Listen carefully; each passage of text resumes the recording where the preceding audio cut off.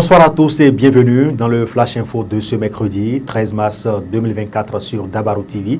Démarrons par cette information. Classée comme 6e objectif de développement durable ODD, l'eau est devenue une denrée rare dans la commune de Ouassapeanko, précisément dans l'arrondissement de Tobré. Dans cette localité, les populations ne connaissent presque plus le goût de l'eau potable.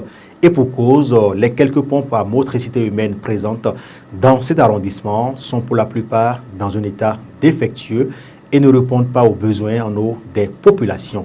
Celles-ci sont obligées de se ruer vers le barrage destiné à l'abreuvage des animaux. Et là, ils sont obligés de confronter les bouviers pour une eau dont la qualité reste dangereuse pour la santé. Le maire de la commune Kotorou-Maré parle d'un problème d'obtention de visa, de contrôle financier pour la réhabilitation de ces infrastructures.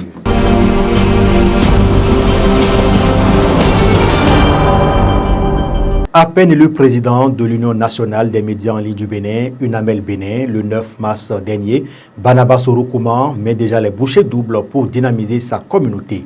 L'un de ses projets est basé sur plusieurs observations qui minent la sphère des médias numériques du Bénin. Dans son orientation stratégique, il pense au développement de l'esprit associatif et l'élargissement de la communauté. Une association, c'est des hommes avec des réalités diverses, a relevé Barnabas Orokouman.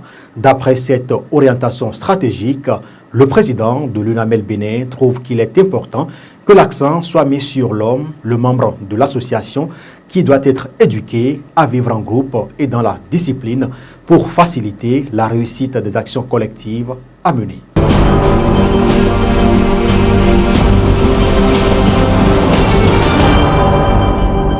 C'est le Bénin tout entier qui est honoré à la Cour pénale internationale après l'élection de Reine Alapini Gansou. Elle porte désormais le titre de deuxième vice-présidente de cette institution internationale. La Dame de Fer va travailler avec la juge Rosario Salvatore Aitala, élue première vice-présidente, et la juge Tomoko Akane, élue présidente de la Cour pendant 3 ans à la CPI. La présidente de la CPI, Tomoko Akane, n'a pas manqué de faire part de son plan stratégique. Elle pense qu'en cette période de défi pour la Cour, un leadership stable, collaboratif et unifié est nécessaire.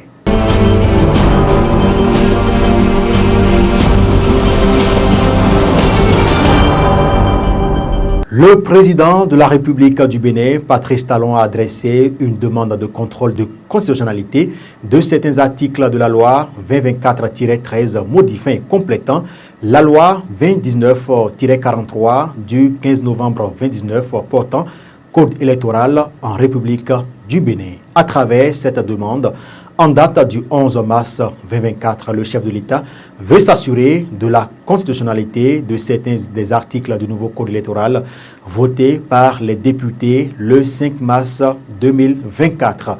Il faut rappeler que les conseils de la Cour constitutionnelle seront en audience plénière puis en audience de mise en état le jeudi 14 mars 2024. Ils vont se pencher notamment sur 8 recours formulés par les citoyens et le parti politique Les Démocrates sur le nouveau code électoral et sur la demande du président Patrice Talon. C'est une affaire à suivre.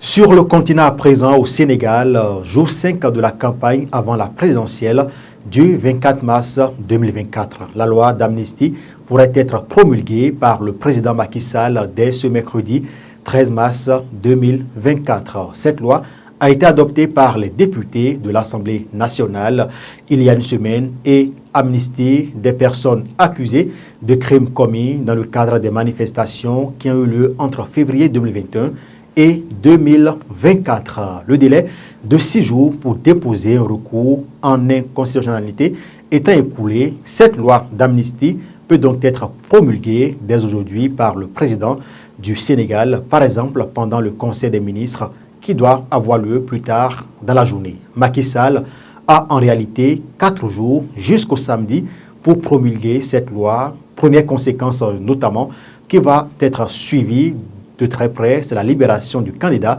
de la présidentielle du parti dissous PASTEF Bassirou Diomaye Faye, mais aussi potentiellement de l'opposant numéro 1 du pays, Ousmane Sonko. Ce sera tout pour ce Flash Info. Merci de nous avoir suivis. Merci aux équipes de préparation et de livraison, Raymond Agani, Romain Panan sous la coordination technique de Code Zamba. Bonne soirée à chacun et à tous.